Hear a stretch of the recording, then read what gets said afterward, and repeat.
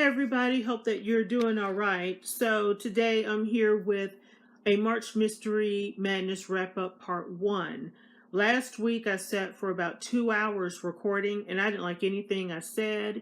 I wasn't happy with any of the footage I had, so I said, you know what, let me just not even worry about recording and do it later. This past week has just been a rough one for a myriad of reasons that I won't get into. But today I said, you know what? I think I'm able to sit down and actually record. So here we go. In the first video, I'm going to talk about whodunits. And then I'm going to do a second video with the police procedural / legal thrillers that I read. So let me go ahead and get started with this first video. Let you know what I read. So the first book is A Noise Downstairs by Linwood Barclay. And I even made notes this time so I don't keep messing up like I did before. But this book was a very fast-paced read. It had interesting characters. The plot line of the story wasn't very original, but I will say this, the climax caught me by surprise. I really wasn't expecting to happen what happened, and the fact that he did that just really, I was like, wow, okay, that is very different. That's very different. I see what you did there.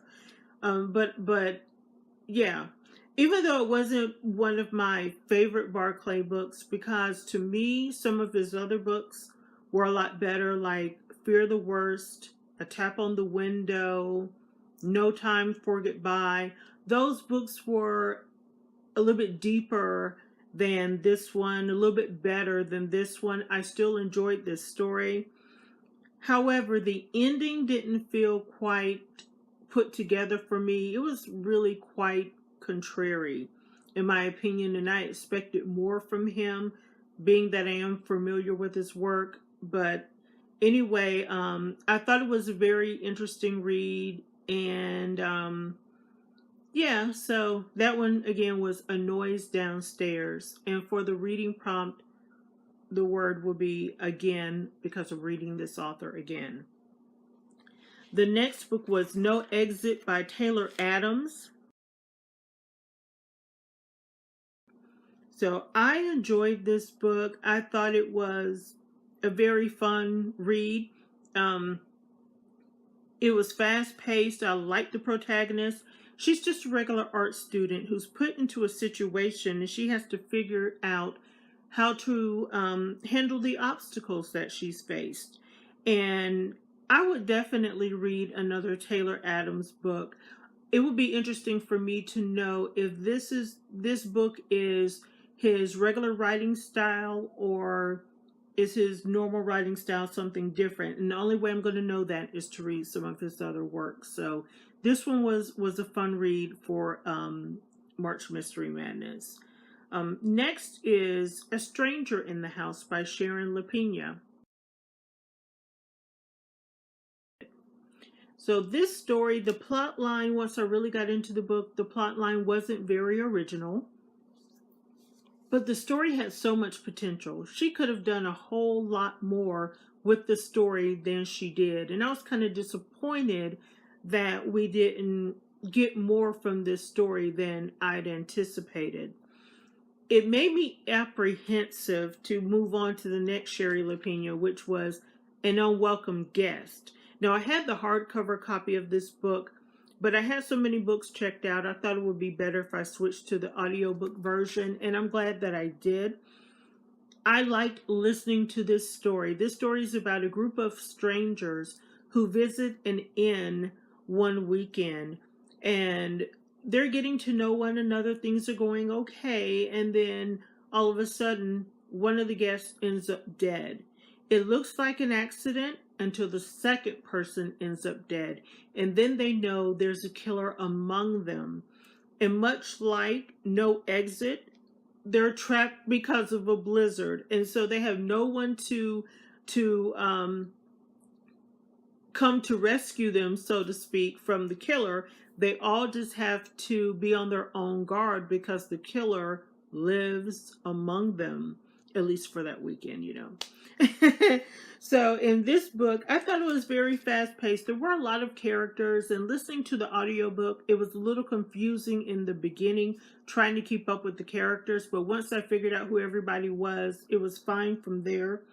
It was very interesting. It wasn't a new concept. Several strangers in a big place and people end up dying. That's not new, but I felt like it was written well. There were some good red herrings in the story, and although I'm one of those people who tries to figure out the whodunit of it all, um, before the end of the book, I really did not know who did it in this book. I was pleasantly surprised with the result, or the reveal, I should say, of who it was. And I really liked the very end of the book and what she did with it. If I had to recommend one of the two, A Stranger in the House or An Unwanted Guest, I would definitely say An Unwanted Guest. That one would be a better read, my opinion, than Stranger in the House. And so I think that's it for my whodunits. In the next video, like I said, I'm going to talk about the police procedural / legal thrillers that I read, but I will give a very, very quick TBR. Since I finished a lot of those books, I had to go back to the library and get more. I ran out. So I got The Most Dangerous Place by James Grippando. And I'm just going to read just one line of this book description.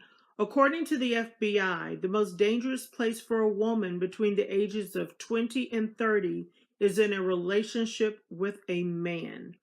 So I'm looking forward to listening to this one to see what all of that is about. I also got a Chevy Stevens book, That Night. I really, really liked her book, Those Girls. And there was another one that she wrote. I can't think of it off the top of my head, but I like that too. Her books are very suspenseful, and I like her characters and I like her writing style. So I'm looking forward to that one.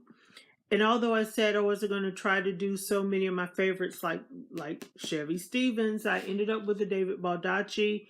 It was just sitting on the shelf when I walked into the library the other day, and I couldn't resist getting it. This is book, I think, number 2 in his Atlee Pine series. I think it's number 2. Let me see.